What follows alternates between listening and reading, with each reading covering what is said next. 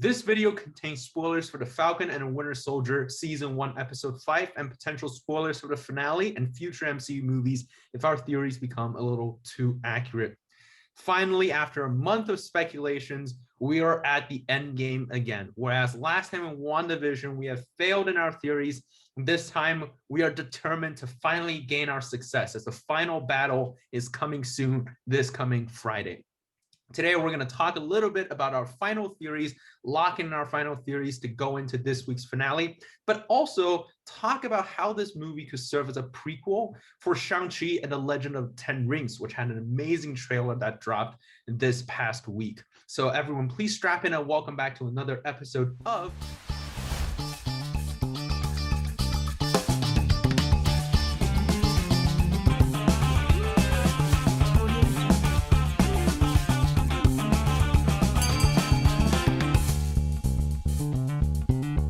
As always, Professor Carnes will recap us on some of the amazing quotes from the episode. So Professor Carnes, if you could please get us started. Sure thing. So if you haven't seen the episode, go back and watch it. These are the quotations that I think will take us through the major plot points, offered with zero context. So first of all, you got to give me the shield man.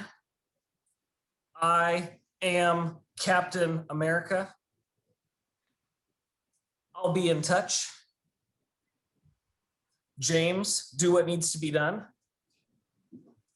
I may have another favor to ask of you. This is the biggie, I think, the episode. They will never let a black man be Captain America, and even if they did, no self-respecting black man would ever want to be. I don't always think of it immediately. I'm right-handed. That shield's the closest thing I have left to a family, and closing us out, one world, one people. I think we would first start off with something that is definitely not happening in the finale, which is Zemo's grand plan. Just as I said last episode, Zemo has a grand plan. It's going to be revealed that Zemo is behind all of it. It was Zemo all along. And then literally when this episode started, he got to jail. But I think Professor Carnes was right. It was either you or Olivia who had the theory that the Wakandans are going to arrest Zemo. And you were absolutely right in that. Although I feel like Marvel has something to do with him because he's not going to a Wakandan prison. He's going to the Raft, which is where General Ross is operating. So I think the Thunderbolts is still going to happen.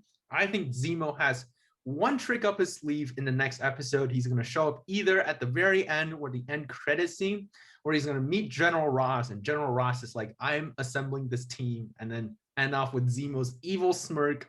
And the whole season ends. I think that's going to be the ending scene, or one of the ending scenes of the series.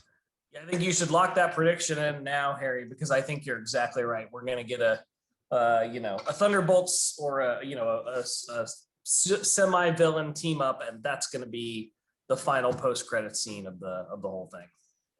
And with our other villains theories, I think we can now really, after this episode, narrow down who are the villains that we're going to see at the end of this season. I think we're still on the right track with US Agent, although we did see him starting to fight Falcon and the Winter Soldier slightly earlier than we expected. Amazing, but also really brutal and heartbreaking fight between the three of them. And I think they're going to have another fight at the end of the series. I still think US Agent will still be the final boss of the season. Seems like he's one of the only bad guys in the show right now. And I think he's going on an evil path and there's no going back, especially after he created his little knockoff Captain America shield. I mean, that's the signature of him turning into a villain. I'm slightly surprised that Carly Morgenthau is still going to be an antagonist in the last episode. Seems like she's going to be part of the final battle, which is totally what I didn't expect. I thought she was going to be redeemed in episode 5 and she's going to join the good guys in episode 6. But considering that episode 6 is probably going to be an extended fight scene, and it's probably going to be over 1 hour long, I think there could still be a first half of that battle is against Carly. Then Carly, Sam finishes his therapy session with her because it got interrupted by John Walker in episode 4. Then Carly realizes what she did was wrong, and she joins Sam to fight US Agent in the second half. I think that's still possible. I was right to say that Batroc will return by the end of the season. I know Olivia said no way he's returning, but there he is, Batroc. I totally doubted you. I said there's no way they're going to bring him back. It was just a fun throwaway in episode 1, and here he is. So hey, you definitely got that one. And of course, we have the power broker looking more and more like Sharon Carter. I think this episode is so just infinitely close, just telling us Sharon Carter is the power broker. However, after watching a Shang-Chi trailer this week and looking at some of the trailer breakdowns of some of the theories, I would like to add on to these theories to say that maybe the 10 rings is the benefactor behind the power broker, and they are the ones who are actually pushing everything that happened this season. But before we talk about that, I just want to briefly talk about John Walker and Karli and what everyone thinks will go on with them in the final episode, and who is actually the final boss of the season. I would like to revise a theory that I made last week, which unfortunately looks like it's a little bit up in smoke now, about Zemo killing Karli. But I would now like to revise that theory to say maybe John Walker is going to kill Karli, either before or after her assumed redemption arc. I think it's plausible that she could have a redemption arc in sort of the first half of last episode, and then Walker kills her. Oh wow, that would be so tragic, but I could see that happening. Especially because he's so set on you see in the scene where he's with Lamar's parents and they're like, you killed the person who killed Lamar, correct? And he says, yes, I did, with that look on his face. And I think that's really what his last mission is going to be. And I think that's going to escalate him to the level of series villain. Wow, but yeah, that right there just shows how different they are. We obviously even though we were introduced already as Karli as the villain, we continue to see more redemption with her, more sympathy towards her, and yeah, John Walker just continues to be closer and closer to just an upright total villain. So yeah, definitely US agent is going to be the final boss for sure, and maybe we could even throw in Sharon Carter in there. Who knows? Power Broker still continues to be the main antagonizing force, but Karli will definitely have a redemption arc. I will actually be pretty sad if she is killed, but that does make sense with John Walker's motive, actually. See, I found myself starting to doubt that Karli would have this full redemption arc. Her character's been in this very much, moral gray area. She's right about a lot of things, but then she uses violence and she kills people and she's becoming increasingly desperate. And so I started actually to doubt in episode 5 whether we would get a full redemption arc for Karli. Her character is really interesting. The Flag Smashers as a group or as a phenomenon are really interesting. So I hope that her character continues on after this season and has a place in the MCU. I'm just not yet. I'm now doubting more than ever that we're going to have a fully redeemed Karli at the end of this. And I wonder whether she's not going to continue to occupy this, moral gray area that she's in right now. She's clearly not one of the heroes. I guess I'm just having a hard time seeing what's going to change for her that's going to de-radicalize her, fully redeem her, and cause her to back off of violence as a way to accomplish her goals. I can't quite see that yet. And I haven't put the pieces together on that. I know that this is probably the most simple theory I'm going to make on this entire show, but knowing Kevin Feige, knowing WandaVision, sometimes the most straightforward and simple answer is the answer. I think it could also be possible that the final boss is just Karli. I know we said that's too simple, that couldn't happen, but what if it does, right? What if they do something? Because in WandaVision, we thought that Agatha Harkness was going to be the villain. But we're that's too simple. There's got to be a force behind her. And that's how all the Mephisto nightmare theories started coming. Then it turned out it was just Agatha all along. So maybe it was just Karli all along in this series. And I think John Walker will serve as a spectral vision type character, minor antagonist that they're going to have to fight in the finale. I kind of agree with Professor Carnes that maybe there won't be a full redemption arc for her in the sense she won't be joining the heroes at the end of this season. We're in the final battle. But I do think the way the battle is going to end is that Sam is going to try to convince Karli what she's doing is wrong. Karli's going to drop her weapon, saying, I surrender. And then that leaves more room for her to return in the future. So I think a redemption arc might happen, but the full arc is not going to happen right now. And I think the power broker is still probably going to be someone in the background, just going the simple route. I would personally prefer if John Walker was the villain, but I think given Marvel's track record, might just be that Carly is the final villain they have to face. Yeah, I had a similar experience watching episode 5 that Professor Carnes described, where I just, as it went on, I sort of had a harder time believing that they were just going to do a complete 180 with Carly and have her join the Good Wives. I think a lot of the things that Zemo said about her sort of echo differently as you see the things that the Flag Smashers are doing throughout the episode, especially when it gets to like them disrupting like the vote about the bill at the end.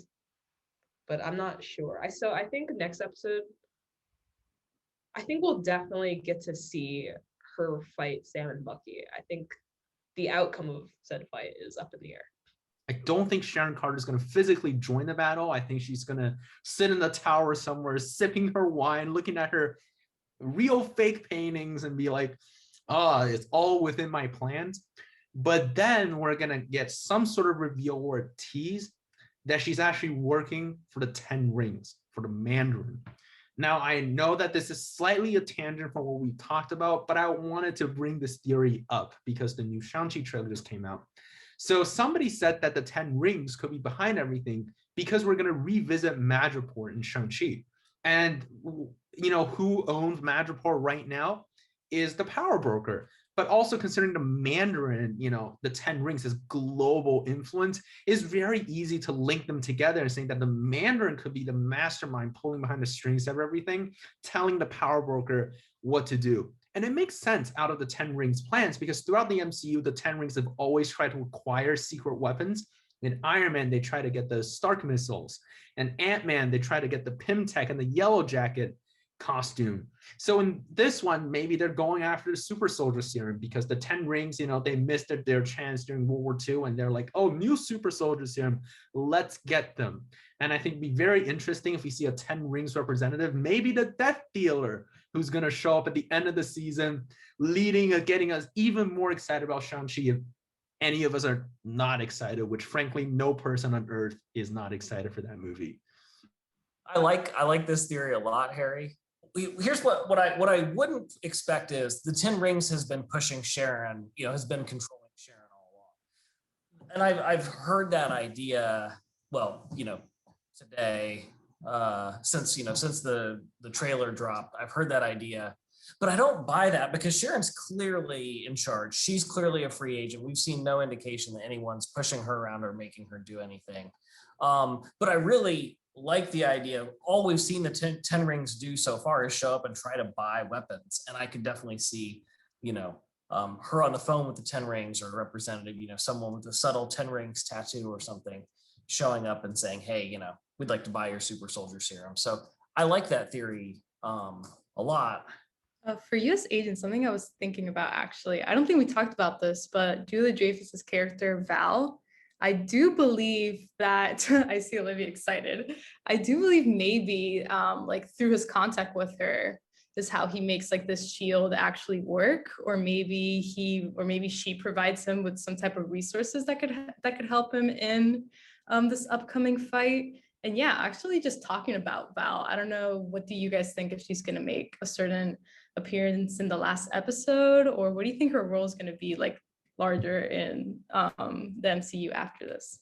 Her role cannot be benevolent because after all, she is Madam Hydra, people. John Walker is fully going to become Captain Hydra. In the comics, Madam Hydra is associated with the Hydra Supreme, who is an evil version of Captain America secretly working for Hydra. I think they're going to adapt it in a way that the Hydra Supreme is going to become US agent. They're going to have the two characters merge into one. So we've got Power Broker, possible 10 Rings connection, possible Hydra connection, GRC. I wonder if so I'm trying to figure out where does Hydra fit into this neatly. Are they, is a reconstituted Hydra a brand new villain, or was Hydra behind the GRC all along? And so the GRC doesn't really operate like Hydra. Its goal is not world domination, but it is sort of everywhere, and it is, really, really insidious, and it does sort of give an innocent face, and it has infiltrated the US government, which is sort of Hydra's style. So it could be kind of a wolf in sheep's clothing organization that's a front for Hydra. But I would have big questions about like, what is the reconstituted Hydra? Like, where does it come from? You know, because it's pretty well dissolved prior to this, or it's in disarray, you know. And then there are, you know, there's the snap and the return. So do you have theories about like where the heck Hydra is and what it looks like at this stage and how it relates to Power Broker and 10 Rings and GRC? My theory, okay, first of all, I don't think that they're going to reveal that Hydra's been behind the GRC all along. I think it would too strongly take away from the themes of the show about like the US government, just examining the US government on its own outside of any sort of like, especially influences from people who are Nazis. So I think it would take away from that. So I think they're going to avoid that. But I think the reconstituted Hydra, I think the snap sort of introduces a lot of possibilities for Hydra. So we saw that the doctor who is now making the super soldier serum used to work for Hydra back when Hydra was sort of taken into the US government after World War II. And so I think as a result of the snap, sort of the stragglers that are left from the dissolution of Hydra have sort of found a way to take advantage of the chaos in the wake of the snap. And I think taking advantage of situations by organizations like the GRC, which only arose out of the snap, is naturally something that they would do, which is why I think Madam Hydra is like zeroing on John Walker. So this is Hydra's comeback then. Like this is, you know, Hydra trying to rebuild itself.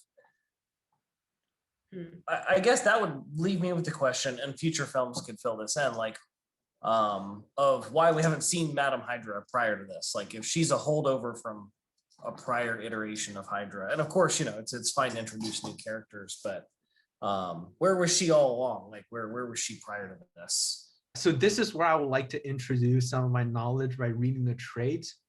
So actually, Madam Hydra was supposed to appear before she appears in the Falcon and Winter Soldier. But because of the COVID-19 pandemic, everything got disrupted. So I think it was either a Variety interview or some other interview from a very reliable source. Madam Hydra was supposed to make her first appearance in the Black Widow solo movie. I think we're going to find out where she came from in the new Black Widow movie, which now Marvel kind of confirmed as a prequel to everything that happened in Phase 4. So what is her goal then? So Madam Hydra is trying to really activate John Walker and bring him over to whatever this new Hydra. Is she creating the Thunderbolts? So I guess that's my next question is like, how does this relate to the Thunderbolts team? Because if she's recruiting John Walker, what's going to go on between you know, Zemo and General Ross at the Raft? How do these pieces fit together? Thank you so much for asking that question, Professor Carnes, because that was something that I wanted to address. One of the things about my Thunderbolts theory that I was like, I just need that one more information to really solidify my Thunderbolts theory is who would they fight if they just formed this team of supervillains? Like they got to fight somebody more evil than them. But who is that somebody that's more evil than them? I think US Agent will not die in the end of the season. He will meet Madam Hydra, who will give him his comic accurate US Agent costume, which was already confirmed by toy leaks, and give him a whole new gadget. And Hydra, Madam Hydra and US Agent are going to become the actual villains of the inevitable Thunderbolts movie / series, because Zemo already hates people like US Agent. I guess what more will US Agent want? So this is my question about like where this character goes from here. So right now, you know, he's this guy, he's desperate for people's approval. He's deeply insecure. I mean, he's just sort of, you know, I really like the way you put it earlier, Harry, where he's sort of like, he's the embodiment of like the dark side of the USA. And I think that goes back to your argument in, you know, your chapter for the edited volume where you talk about like villains often sort of embodying big cultural anxieties of the moment. So, you know, this dark, authoritarian, violent tendency that we can see if we look at the sort of big sweep of US history. He's that. Where does that go once it's decoupled from the actual US? Like, what does he want when he's, what's his goal once he's out working for Hydra? Is it just world domination? Is it revenge against his adversaries? And I realize I'm like really pressing your theories like to their absolute limits here by asking you to like not only guess who the bad guy will be in a future movie, but like what all of the plot developments will be that drive them along. But that's the piece I'm still having trouble seeing is like, what does he want long term? Is it just revenge? And does he become sort of one-dimensional at a point? Does he just become, a bad guy who's just bad for the sake of bad? So, so look into your sort of like, your deep theories for this one, with apologies for like asking you to predict now like 20 movies out. No, I like this because I have just the answer that I think will make you very happy. So first, to understand what U.S. agents' motivations are, we have to look at, like we said, the negatives of the USA and also authoritarian government. I'm really glad that you brought that concept up because I think that's what's going to apply to U.S. agent. So generally with authoritarian governments or regimes or countries that have a lot of power like USA, whenever their powers are threatened, they feel a deep sense of insecurity, and that breeds into an urge to suppress their enemies and become stronger. So it's that thirst for power that's really driving them forward. And that's what we saw in the US agent this season when he got defeated by the Dora Milaje and his whole sense of self-esteem got threatened. He decided to take the serum and become the next level villain. I think at the end of this season, he's going to get defeated again. And he's going to be like, I got to need more power now. So I think he's going to be a combination of US government and authoritarian governments, because the whole point about Hydra Supreme is that he becomes sort of an emperor, like an authoritarian leader in this regime, Hydra regime. And that makes sense, considering US agent's arc from this representation of the dark side of the USA towards this authoritarian leader, but his core qualities don't change. It's his thirst for power and his deep insecurities. So I think he's not going to be a one-sided villain. I don't think that makes him a one-sided villain, because I think his thirst for power is really, it can be really complex for him because he personally suffers from it from his perspective, but he also caused a lot of harm and he's obviously evil. Remember, everybody thought that, oh, US agents are trying to do the right thing. But now I'm starting to see that all he wants is more power to make him feel whether that's less bad about himself or he's just a very power hungry person. And I think that makes sense in the context of the whole arc of him turning from Captain America to Hydra Supreme with this whole arc that's going on. Will he still be U.S. agent? Will he still claim to speak for the United States, or will at some point he just give all that up and say, I'm done with America. It's not good enough. I want to, rule the world, and so I want Hydra to kind of take the place of the United States. Is that where he winds up? Is he just not even U.S. agent now? He's Hydra Supreme. I think in the comics, U.S. agent did take a heroic turn in the end, sort of became a likable character, and he became an anti-hero. But I think given how much people already hated him in the show, I think people are going to really protest in front of Marvel Studios headquarters in Burbank, California, if they say, John Walker is good now. I don't think anyone's going to like that. But I don't think his name's going to change to Hydra Supreme. I think he's still going to be U.S. agent, and he's still going to call himself Captain America. I mean, that is really powerful messaging, because in the end of the day, I think his evilness still represents some parts of America. I think turning him into just a Nazi type character kind of deflects some of the blame that the Falcon Winter Soldier already had on the US, and it kind of avoids some of those problems, which I don't think this show or anyone in the MCU in Marvel really wants right now. So I think it'll be even more powerful for him to just continue being fake Captain America. Yeah, he represents the worst parts of America, which he is the yin to Sam's yang for the positive aspects or the idealistic aspects of America. I can definitely see that happening, especially because all of the character traits that you just described were simply on display during his trial before the senator, despite the fact that he made many good points about the government's sort of treatment of veterans and how they sort of make them into the thing that they're supposed to be. The ultimate thing that you get out of that scene is that he, at no point does he consider any personal responsibility in anything he's just done. It actually doesn't seem like the gravity of what he's done has sunk in at all. He seems to feel he was perfectly justified in murdering a foreign national in town square in front of the entire world. So it's completely believable to me that it would push all of his insecurities and his ego to the point where he would become a tool for Hydra. But I do agree that I don't think he's ever going to call himself Hydra Supreme or turn into a Nazi. No, and I do like it just shows how he's still still this insecure guy that at first he was like a tool of the US government, and then it's just translated that he's going to become a tool for Hydra. So I do like So I don't know. I find that really interesting. It just continues to be used as like a puppet.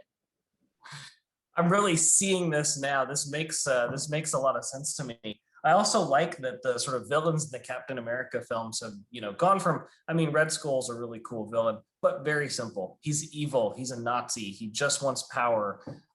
There's not a lot to him, to this much more complicated villain that, in many respects, I mean, I really like him just being, the dark side of the US, or the evil Captain America. And making us think really seriously about, okay, well, what's good about Captain America? It's not just that he fights people. It's not just that he can physically dominate people. It's these characteristics. So it's both true to that through line in the Captain American stories, but yeah, I'm seeing now how this is a much more complicated villain. And so I could definitely see going back and watching a movie, 5 years from now where, a really, more advanced version of John Walker is still the antagonist, and Sam's still, or Cap is still dealing with him.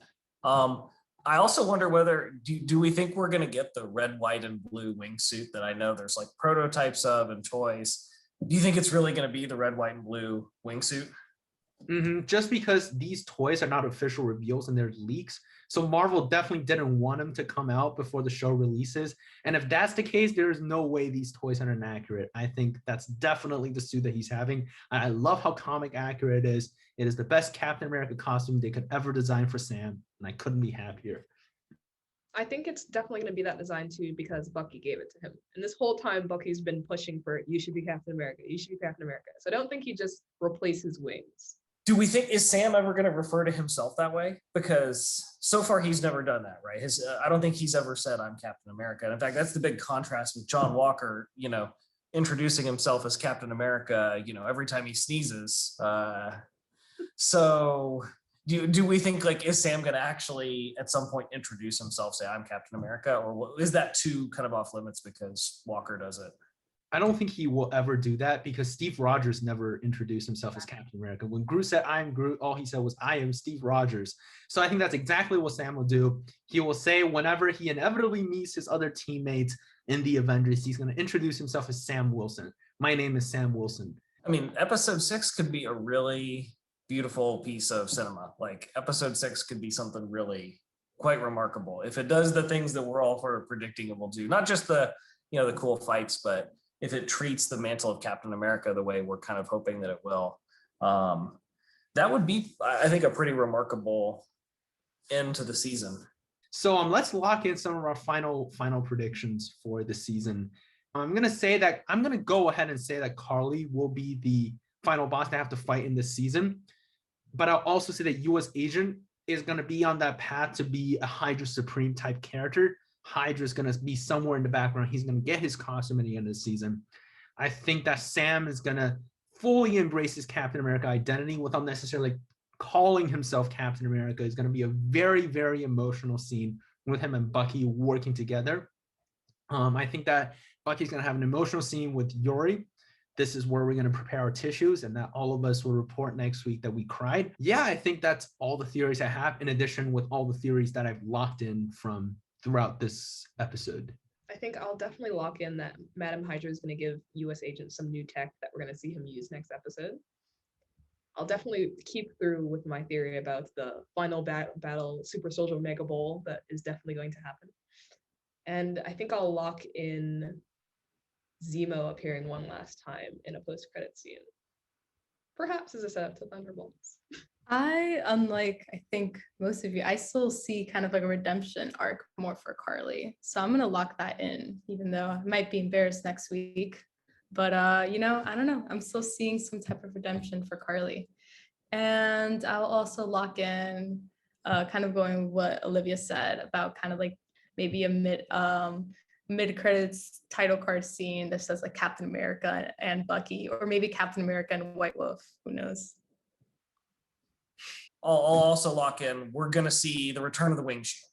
One more wing shield. I need it before the show wraps up. Episode 1 was great.